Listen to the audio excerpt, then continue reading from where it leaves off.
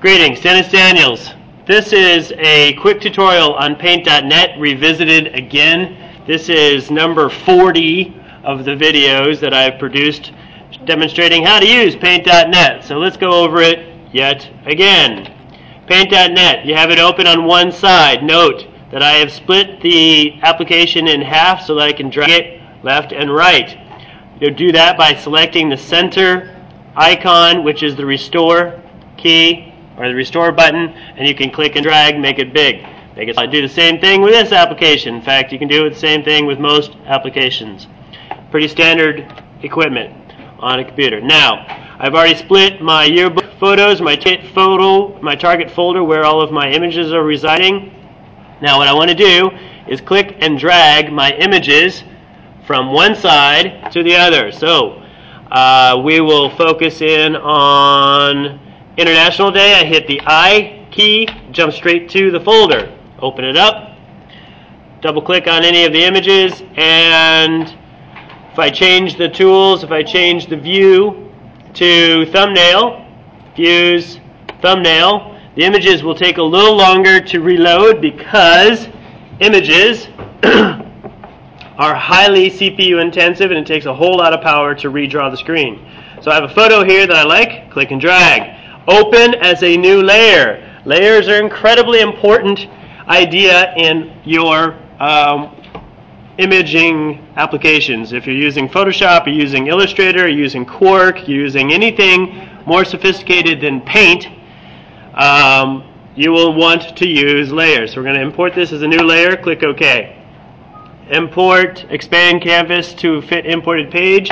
Sure, that sounds fine by me. Click OK. Now I have 1, 2 layers. See the 2 layers right there? 1, 2 layers. Now I'm going to import another picture.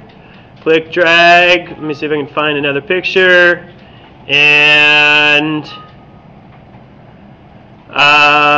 let's use that image. I'm going to click and drag that one over. Import as a new layer. Click OK. Yes, import. Click OK. And images. I've got this image and I've got that image. You sort images by using keys up, up, up. Now, what I'll do is set that to the maximum size. You can see that one image has the marching ants around the outside. I'm going to Control D to turn that off. Go back to my background. I'm going to select this image here.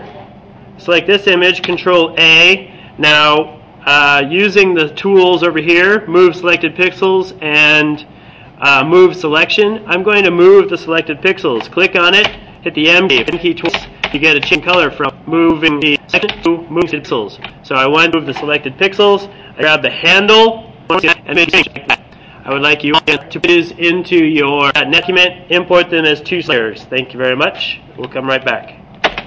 Okay, critical idea is that when you're using Paint.net or any kind of application that uses layers, that you focus on the layer, on the target layer, so that you are working on the target layer. That's a hard thing for most people to understand. Think of it like a sandwich. You're working on the lettuce side, or you're working on the bread side, you're working on the mayonnaise or the mustard side. Whatever layer you're working on is the layer that you're focusing on. You know that you have focus because it's highlighted like this, or it's going to show you an icon. This is the icon for, or this is the way Paint.net shows you. Now, I have selected that layer, Control A on that layer. Now what happens when I click on it, I can use the handles, which is indicated by the use of the hands on the image. If I hold down, if I click change size of it, just like that. So I'll make it bigger and smaller. Take one image, one layer, trying to make it bigger and smaller by using the handles.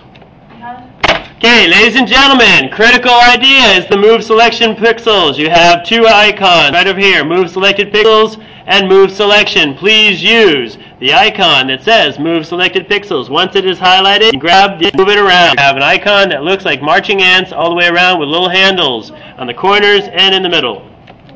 Okay, now that we have our image selected, what I'm going to try and do here, is select it. I'm going to try and get the flag to look like it's hanging from this background here, this crane in the background. So what I'll use is I'll crop out everything I don't need. I turn off my flag and I'm going to crop this image right here. So I click on the selection tool, I click on this, I'm going to select this part right here, and I'll use the M, Control C, new layer, turn off everything else, Control V. There it is. Now I've just cropped an existing image and put it on another on a new layer so that I can keep the original without having to worry about messing it up. Now move that, Control Z. Go ahead and move that, put it in my image there. Now I'm going to turn my flag layer or my banner layer button. There it is. I'm going to move that layer. Now it's on this.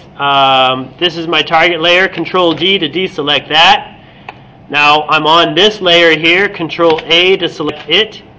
I'm going to grab it. Just noticed if I Control K rather, Control K to zoom in, I'll see that I have some text down there that I don't want. So I need to crop this image as well. So let's go ahead and crop it. Again, I'm on my target layer. I'm going to actually name it. I'll call it UAS flag right there. Okay, give it a name. This one, I'll give this one a name as well. Call it Enter Day. There it is. Now, what I'll do is crop this. I use the crop tool, Control D.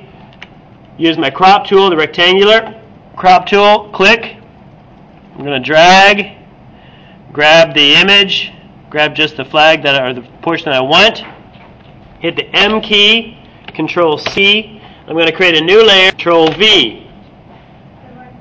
That should have worked.